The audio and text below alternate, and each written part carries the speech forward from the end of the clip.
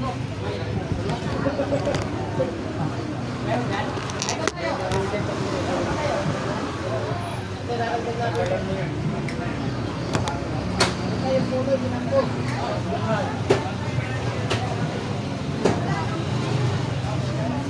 ating pagpapatulog, ang sabi sa Exodus 21:12, He that smiteth a man so that he die shall be surely be put to death.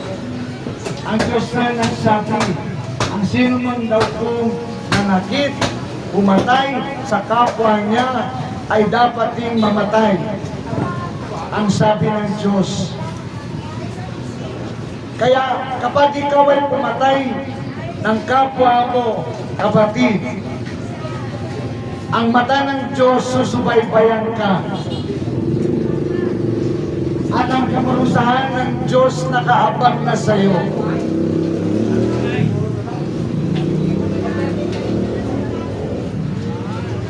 Kaya bago tayo gumawa ng bagay na kahangalan, kagaya ng pagpatay, mag-isip muna tayo. Walang sino man sa atin dito ang pinayagan ng Diyos na pumatay ng kapwa niya. Ang Diyos ang may likha sa atin, siya lang ang may karapatan bumawi ng buhay mo. Wala nang iba. Kaya pag pinatay mo ang isang tao, para bang sinasabi mo, ikaw ang Diyos niya. Kasi ikaw yung pumatay sa kanya. At mananagot ka sa Diyos, maniwala ka. Ang taong pumapatay, wala na yan kapayapaan. Meron na siyang sumpa at pupunta pa siya sa hell. Ang kailangan gawin ng taong yun, magpakumbaba, humingi ng tawad sa Diyos, sumuko sa batas,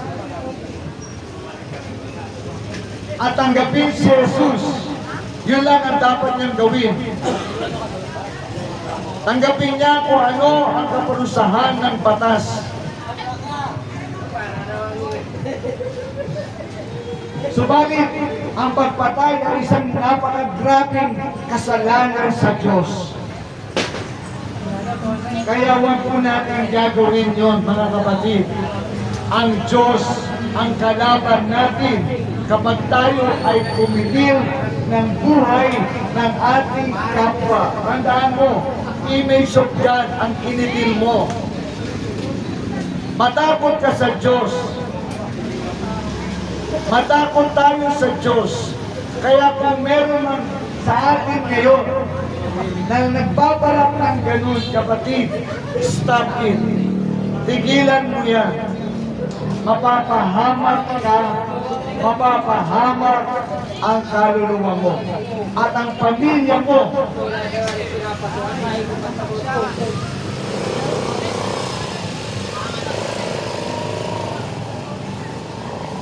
Ang sabi pa sa 14, but if a man, Exodus 21:14, but if a man come presumptuously upon his neighbor, to slay him with guile, thou shalt take him from mine altar, that he may die. Ang sabi ng Panginoon, at yung pumapatay na nagyayabang pa. Diba sa social media, nakikita natin marami ang pumapatay at ang iba parang nagmamalaki pa, parang naghahamon pa. Kapatid, ang sabi ng Diyos, kailangan ka ding mamatay. Ang Diyos na nagsabi nun.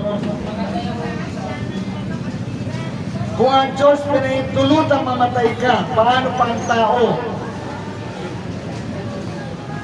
Lalo na't yung mahal sa buhay ng pinatay mo.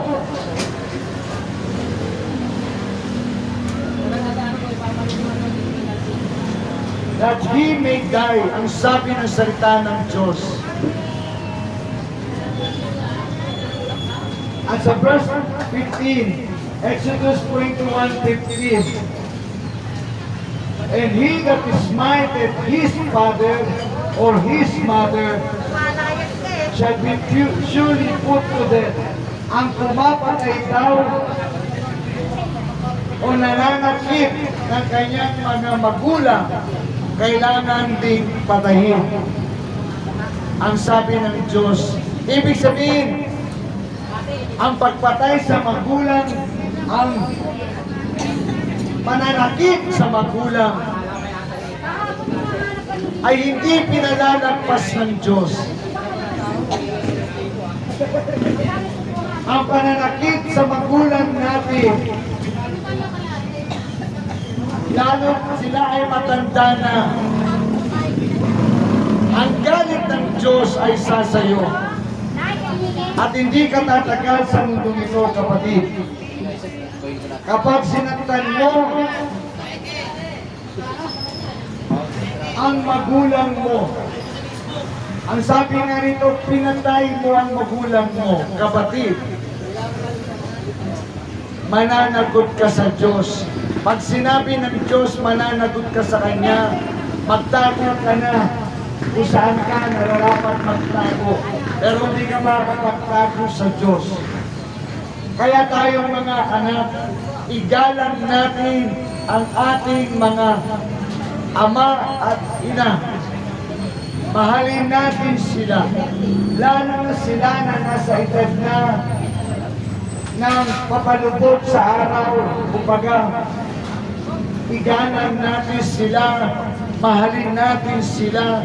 Huwag na huwag mo silang sasaktan sapagkat ang Diyos na nagwanan sa iyo. He shall be put to death. Ang sabi ng salita ng Diyos. Ang manakit sa mga magulang, ang pagpatay sa mga magulang, kapatid, nakakatakot ang ginagawa mo. Ang buhay mo ay mabubuhay ka sa sumpa at pupunta ka pa sa hell. Kaya ang dapat mong gawin, kung todo pagsisisi sa kasalanan mo at tanggapin si Jesus at tanggapin mo ang parusa ng Diyos at ng batas.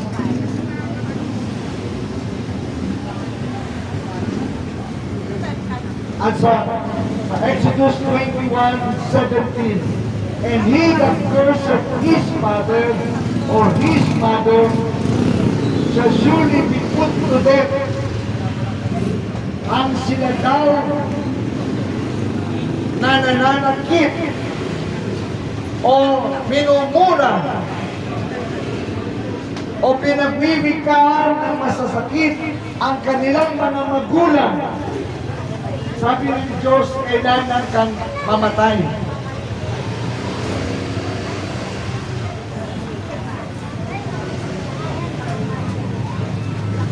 Kapatid, yung murahin mo ang magulang mo, yung saktan mo ang magulang mo, kapatid, ang Diyos magagalit sa iyo. At kapag nagalit sa iyo ang Diyos, magtago ka na sa pinanggalingan mo. Subalit hindi tayo makakapagtago sa Diyos. Lahat tayo hayag sa Diyos. Ang lahat ng ating ginagawa, hayag sa Diyos. Yung mga lihim natin, walang natatangi sa Diyos. Walang nakaliligtas sa Diyos. Ganon ang ating Diyos. Ganon kabanal ang ating Diyos.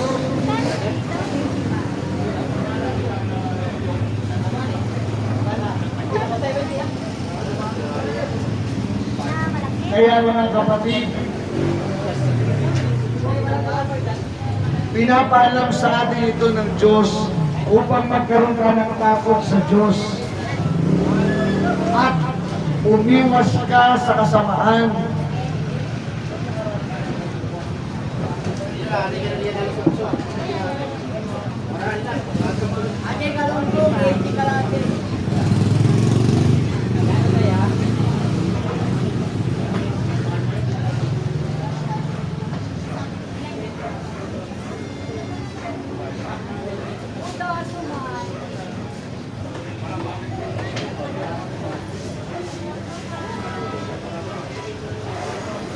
Sabi sa Matthew chapter 5:21, you have heard that it was said by them of old time, thou shalt not kill.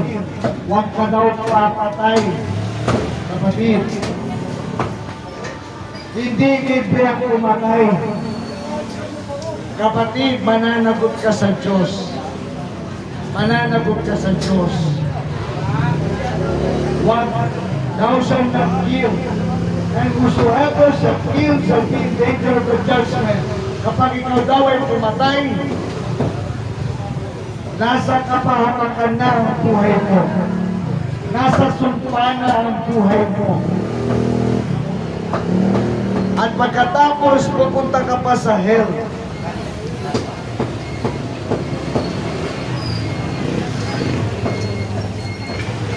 But I say unto you, Matthew 5:22, but I say unto you, that whosoever is angry with his brother without a cause shall be in danger of the judgment. Ang sino man daw nagagalit sa kapwa niya ng walang dahilan, mananagot sa Diyos. Hindi ba nga nakita natin sa social media, nag-trending yung pumatay na movie rider. Ngayong taong yun, nagtatrabaho lang para sa kanyang pamilya, tapos papatayin mo. Nasaan ang pag-iisip mo, kapatid? Ang sabi ng salita ng Diyos, whosoever is angry with his brother without a cause shall be in danger of the judgment. Yung tao na yun,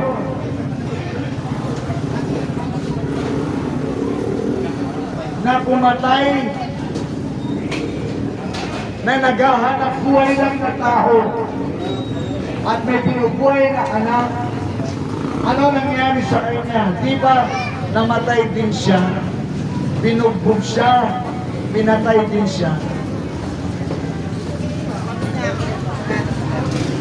At malamang nasa hell na siya ngayon. At nagdurusa. Araw at gabi na siya doon. So, mga kapatid, pinatutuhanan lang sa atin ng Diyos na totoo ang kanyang salita. Kaya bago tayo gumawa ng masama sa kapwa, pag-isipan ng mabuti. Sapagkat ang Diyos ay di natutulog, ang Diyos ay matuwid kung humatol.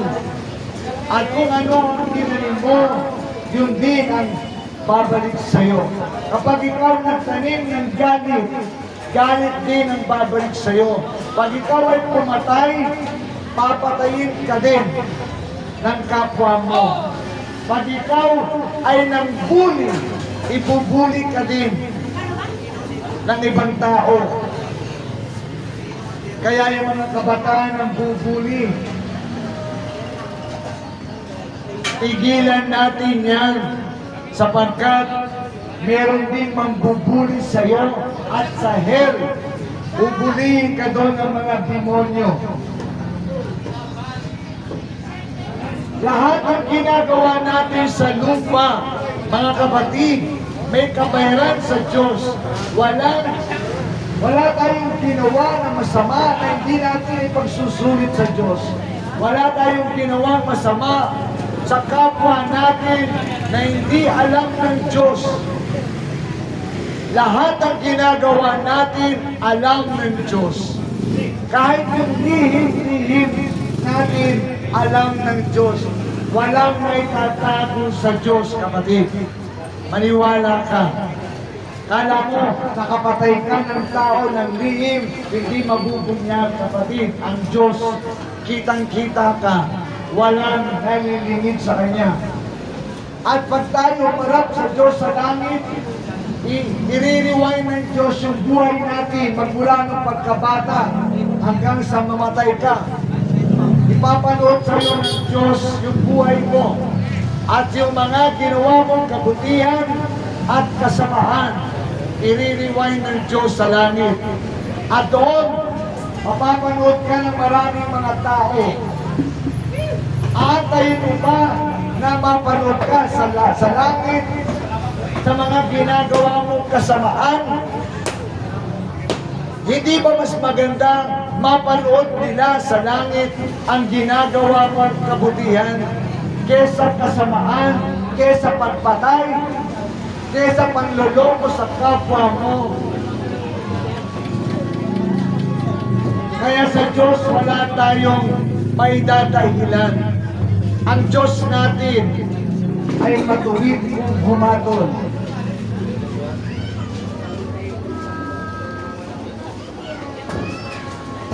And whosoever shall say to his brother Raka shall be in danger of the council. But whosoever shall say, thou fool, shall be in danger of hellfire. So lahat daw ng ginagawa natin masama na hindi natin pagsisiyan, we are in danger of hell, mga kapatid. Kaya lahat ng mga kasamahan ginagawa natin, pagsisiyan natin, kapatid. At kapag pinagsisiyan mo na, huwag mo nang gagawin pang muli. Huwag mo nang gagawin pang muli. Kapag pinagsisiyan na natin, huwag na natin uulitin. Huwag na natin gagawin muli. At tanggapin natin si Jesus bilang Panginoon tagapagligtas natin. Nang sa ganon, tutulungan tayo ni Jesus na baguhin ang ating buhay. Mga kapatid,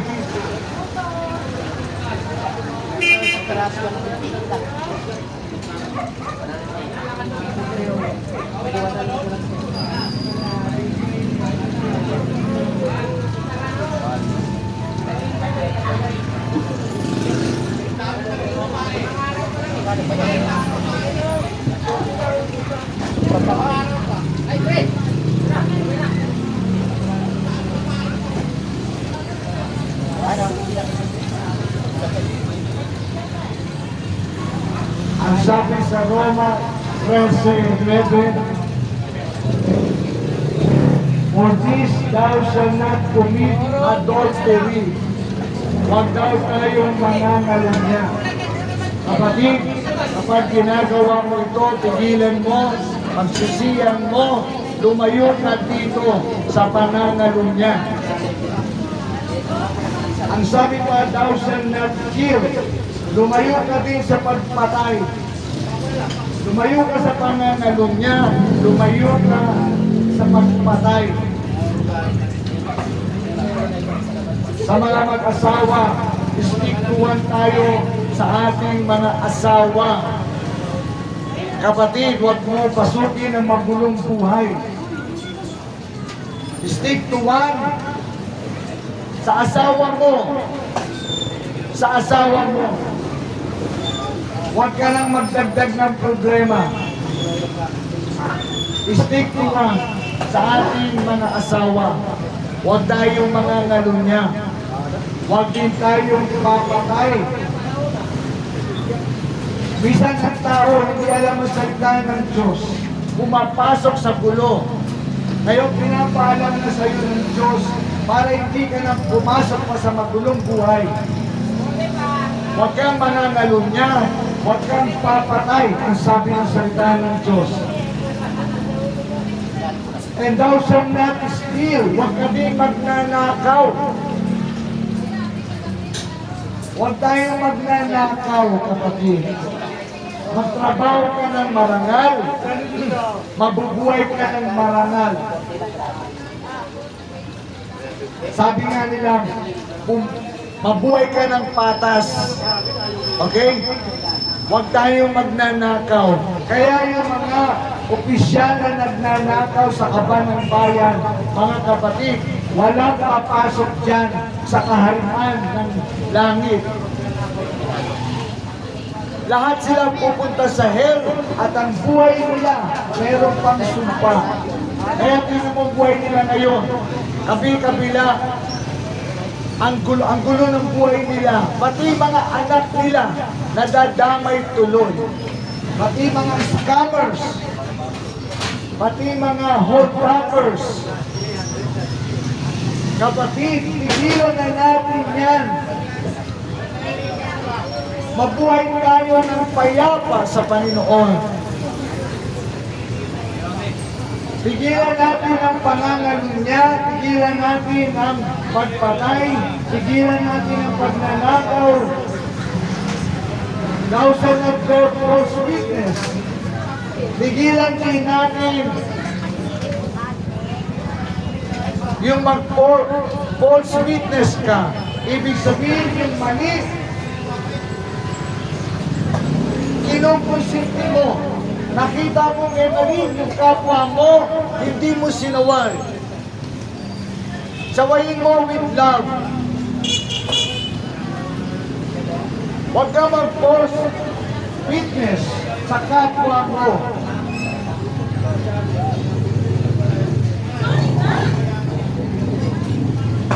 And thou shalt not covet. Thou shalt not covet. Ibig sabihin, huwag mo ang tinin ang hindi mo pag-aari. Kaya nga, pag yan may asawa na, huwag mo nang angkinin. Asawa na yan ng iba. Huwag kang pumasok sa magulong buhay na ikamamatay mo. Thou shalt not covet. Pagpera ng iba, huwag mong pagnasaan, hindi sa iyo. Pag-ari-arihan ng iba, huwag mong pagnasaan, hindi sa iyo. Kapag sasakyan ng iba, hindi sa iyo yan, tigilan mo, huwag mo nakawin. Kapag motor ng iba, huwag mong nakawin, hindi sa iyo yan. Magtrabaho ka ng marangal, magsikap ka, magpapalain ka ng Diyos.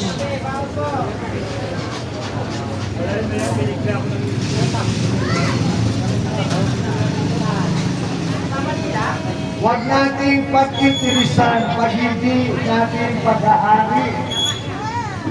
Pag pag-aari ng iba, kanila yun, hindi yun sa'yo. Huwag kang mahigit, huwag mong pagnasaan yung pag-aari ng iba. Pagsikap ka sa sarili mo, magpapalain ka ng Panginoon.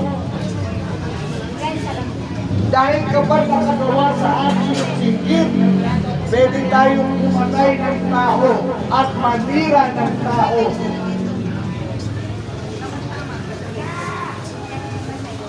Kagaya ni Abel at ni Cain. Si Abel ay gumagawa ng patas, naglilingkod sa Diyos, nagtatrabaho ng marangal, gumagawa ng patas, nagsisikap sa sarili niya, naghahambog sa Panginoon ng matuwid. Ito si Cain, nainggit kay Abel, sapagkat si Cain ay hindi ginagawa yung matuwid. Hindi naglilingkod sa Diyos ng matuwid, hindi nagtatrabaho ng maayos. Kaya tinanggap ng Diyos yung hain ni Abel. Samantala yung kay Cain ay hindi.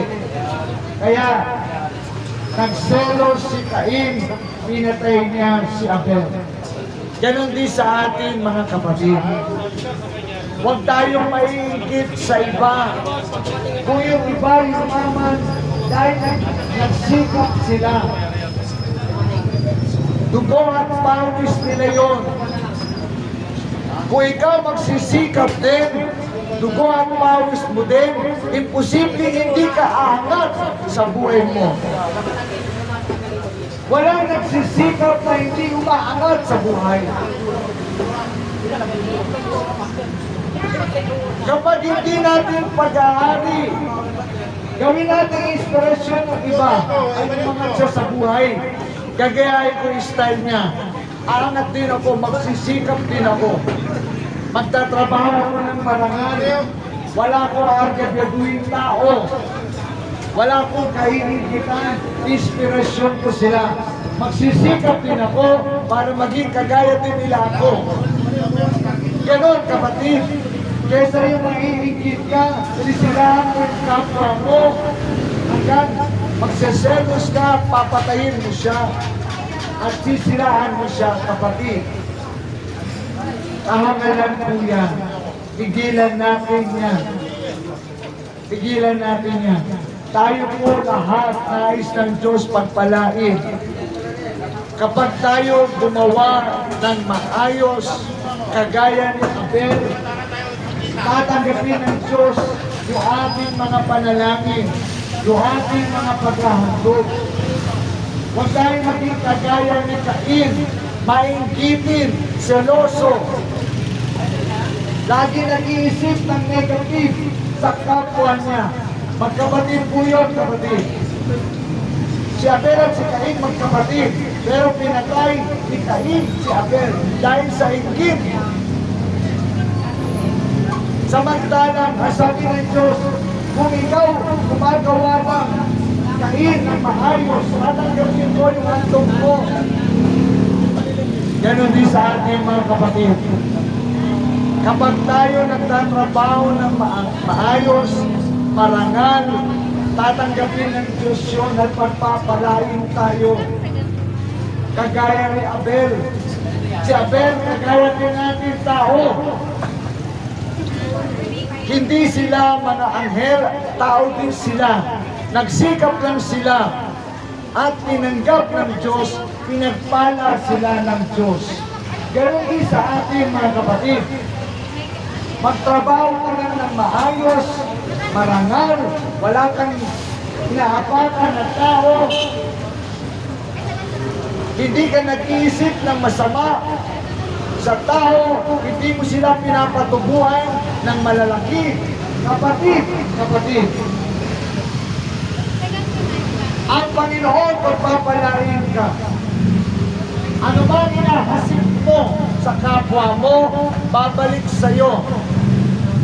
Kaya pag ikaw naglalamang sa kapwa mo, lalamangan ka din ng kapwa mo. Balik-balik lang po yan. Kaya maghasik tayo ng mabuti o kabutihan sa kapwa natin. Nang sa ganon, ang babalik sa atin, blessing.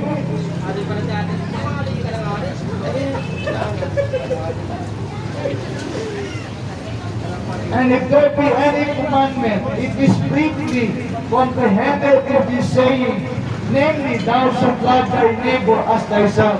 Ang buong kautusan ay nasasummarize sa isang bagay lang, mahalin mo ang kapwa mo. Mahalin natin yung kapwa natin, kapatid. Huwag natin gagayain ang kapwa natin. Huwag natin lalamangan ang kapwa natin. Mahalin natin ang kapwa natin. Pare-parehas tayong nilikha ng Diyos sa kanyang image. Ang nais ng Diyos, lahat tayo pagpalain. Lahat tayo maging payaman. Lahat tayo umunlad. Pero bakit ang Pilipinas napakahirap? Kasi mga Pilipino minsan hindi naalala ng salita ng Diyos. Mahalin natin ang kapwa natin. Love thy neighbor. Love thy neighbor. Kapag mahal mo ang kapwa mo, hindi mo siya lalamangan, hindi mo siya i-chismis. Tigilan natin ang pagiging chismoso at chismosa. Walang mapapalayan sa buhay mo. Makakasira ka pa ng buhay. Kapag chinismis mo yung kapwa mo, ikaw i-chismis ka din, di mo alam. Kapatid, kung anong tinatanim natin, yun ang babalik sa atin. Kapag nagtanim ka ng kabutihan, babalik sa iyo kabutihan. Kapag nagtanim ka ng blessing, babalik sa iyo blessing. Kapag umiti ka sa kapwa mo, babalik din sa iyo, umiti din sila sa iyo. Pero kapag dinadaya mo ang kapwa mo, nilalamangan mo ang kapwa mo, nakikita ka ng Diyos at babalik din sa iyo. mas masahol pa minsan.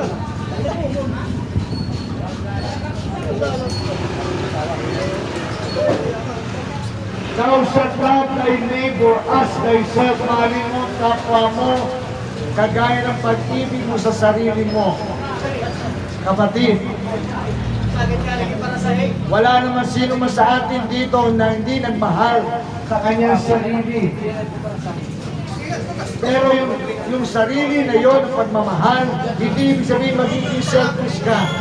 Kundi ibig sabihin, dahil mahal mo sarili mo, gusto mo umunlad ka, gusto mo mapabuti ka, gano'n din ang gagawin mo sa kapwa mo.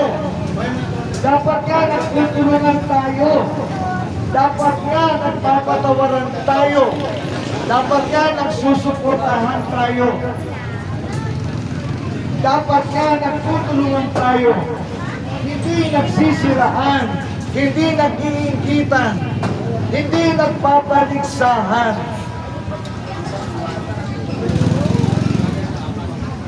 Ang sabi sa Romans 13 verse 10, love worketh no ill to his neighbor, therefore love is the fulfilling of the law.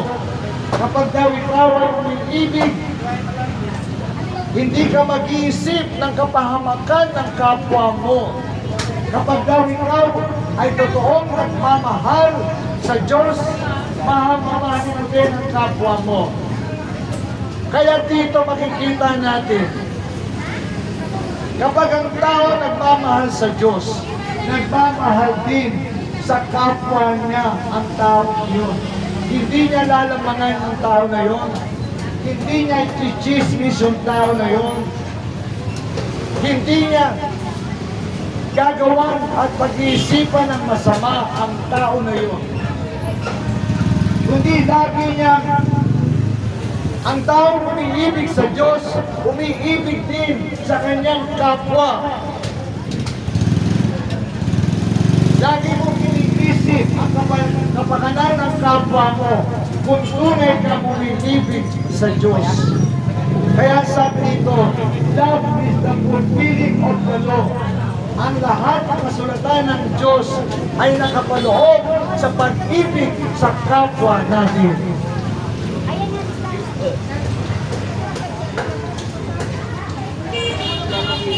Imagine lang natin kung lahat ng tao ina-apply ang salita ng Diyos, lahat tayo payapa, lahat tayo blessing, lahat tayo nagmamahalan. Kapatid, magmahalan tayo.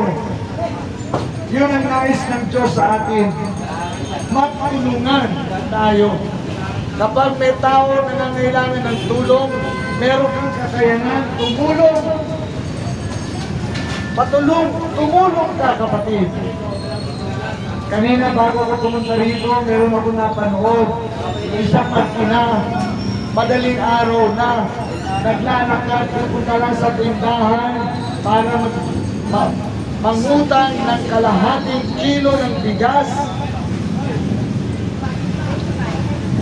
Buti na lang, mayroong tao tumulong sa kanila, nagbigay ng bigas. Kapatid, kung kaya mo na tumulong sa kapwa mo, tumulong ka. Kung kinakailangan ka mag-bless sa kapwa mo, mag-bless ka. Share your blessing. Ang taong lagi nag-share ng blessing, hindi nawawalan. Subalit ang taong magamot, laging kapos. Ang tao lagi nag-iisip ng mabuti sa kapwa, pinagpapala ng Diyos. Gumawa tayo palagi ng mabuti sa ating kapwa. Nang sa gayon, tuloy-tuloy ang blessing mo.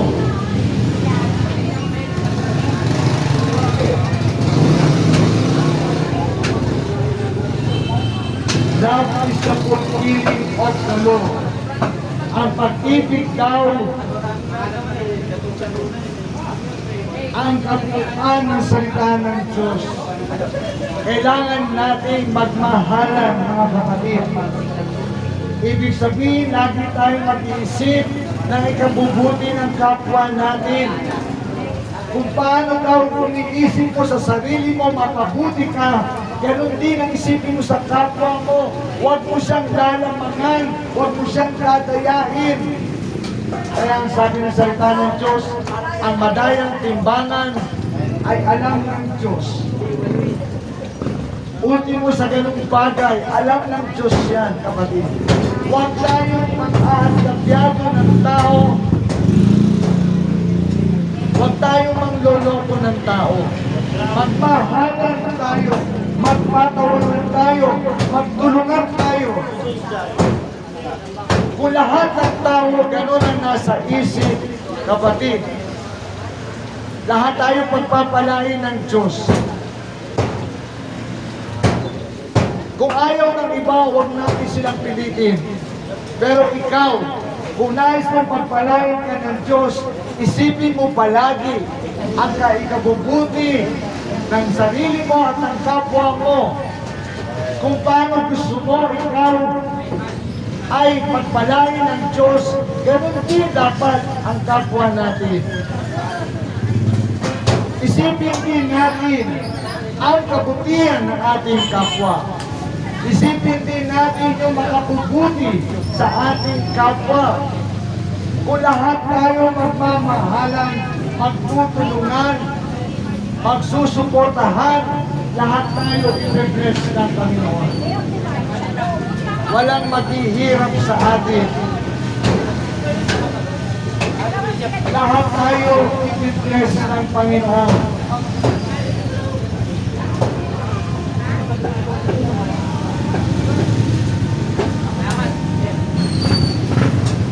Sabi nito, not forget your ear to his table. Ang tao daw umiibig sa Diyos, hindi gumagawa ng masama sa kanyang kapwa. Hindi nag-iisip ng masama sa kanyang kapwa. Hindi nagpaplano ng masama sa kanyang kapwa. Hindi pumapatay ng kanyang kapwa. Ang tao nabubuhay sa pag-ibig ng Diyos, laging iniisip ang kabutihan ng kanyang kapwa. Kaya tayo lahat, pagmula ngayon, huwag natin gayahin yung mga nakikita natin sa social media na negative. Umpisahan natin sa sarili natin. Pairalin natin yung pag-ibig ng Diyos at yung pag-ibig sa ating kapwa. Kung lahat tayo mag-iibigan, lahat tayo pagpapalain ng Diyos. Kung lahat tayo magtutulungan, lahat tayo pagpapalain ng Diyos. Kaya mga kapatid, magtulungan tayo sa ibabuti ng kapwa natin. Huwag lang sarili natin.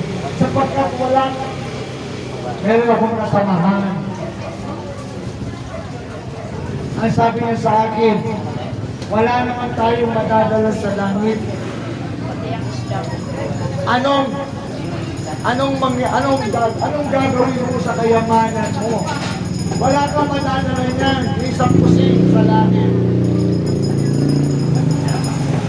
Ibig sabihin, habang tayo nagbubuhay pa, mag-iwan tayo ng magandang legacy sa buhay natin sa lupa, na pag ikaw namatay, maraming malulungkot sapagkat nawala yung blessing sa buhay nila. Ikaw ba, kapatid, ay blessing sa ibang tao o ikaw ay sumpa sa ibang tao? Dapat ang legacy natin ay blessing sa ibang tao. Hindi yung kahit patay ka na, natutuwa yung marami. Diba? Meron nga tayo nababalitaan, namatay na pero marami natuwa. Diba? Nakakalungkot yun. Patay ka na lahat. Natutuwa pa sa'yo. Imbis na malungkot dahil ikaw ay pagpapala sa kanila. Kaya mga kapatid, isipin mo palagi, anong legacy ang iiwan mo sa mundo nito? Ikaw ba ay blessing sa ibang tao o ikaw ba ay sumpa sa ibang tao? Kaya mga kapatid, piliin natin ang maging pagpapala sa kapwa natin. Piliin natin yung mahalin ang ating kapwa. Kung lahat ng tayo magmamahalan, lahat ng tayo mag-share ng blessing, lahat tayo pagpapalain ng Panginoon. Halimbawa, ikaw nag-share ka ng blessing sa iba. Si A nag-share ng blessing kay B. Si B nag-share ng blessing kay C. Si C nag-share ng blessing kay D. E di paulit-ulit tayong blessing. Di lahat tayo pagpapalain ng Diyos. Mga kapatid, pag-uwi natin yung mindset natin. Yung mindset ng Diyos, gawin natin yung mindset. Ang nais ng Diyos tayong lahat magpalain. Huwag tayo mag-isip ng masama sa kapwa. Huwag natin pag-isipan ng masama ang kapwa mo. Magtulungan tayo sa kaiunlad ng bawat isa. Pag merong naging kahos, pag merong lumapit sa iyo, mangungutang, huwag mo nang patubuan. Yun ang sabi ng Bible, pag may nangutang sa iyo, huwag mo nang patubuan. Nakatulong ka na nga sa Kanya. At malaking bagay sa iyo, at malaking bagay sa Diyos yun, na tayo nakatulong sa kapwa natin. Lalo na yung naghihikahos. Kung lahat tayo tinutulungan natin yung mga hikahos, wala na maghihikahos sa atin pagdating ng panahon. Hindi ba napakaganda nun? Wala nang naghihirap sa atin sapagkat tayo lahat tinulungan natin siya hanggang sa umangat siya. Kasi ang tao ngayon nagiging selfish, puro sarili lang iniisip. Basta ako, lumandag, bahala na sila. Kapatid, hindi ka nabuhay sa mundong ito para sa sarili mo lang. Nabuhay ka sa mundong ito, pinagpala ka ng Diyos sa mundong ito. Share your blessing. Tumulong ka sa kapwa mo. Kung makakatulong ka, tulungan mo.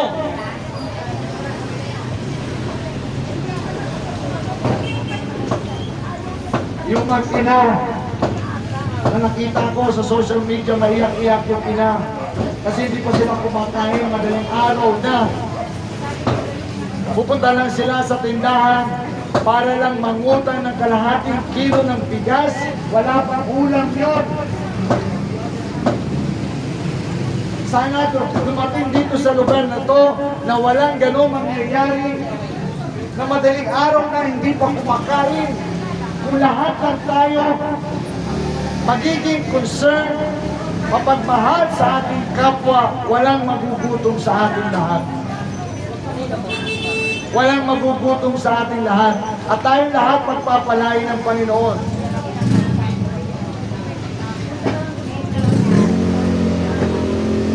Kaya mga kapatid, panghuli, nais ko na sabihin sa inyong lahat, mahal tayong lahat ng Panginoon at gusto ng Panginoon, magmahalan tayo, magtulungan tayo, magsuportahan tayo, and share your blessing sa kapwa mo na nangangailangan. Sapagkat kung anong hinahasik natin na kabutihan sa kapwa ay babalik din sa atin. Minsan, kapag ang Diyos nagbalik sa iyo, kapatid, doble-doble pa.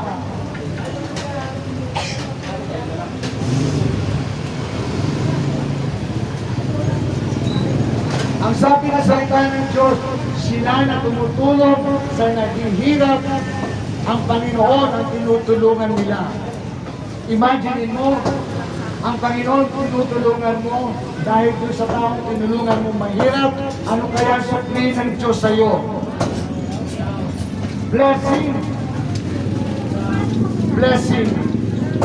At kapag ang Diyos nag-blessing sa'yo, kapag ang Diyos nagpala sa'yo, hindi ka matutuyuan, hindi ka mawawalan, kapatid. Kaya mga kapatid, sa panahon natin ngayon,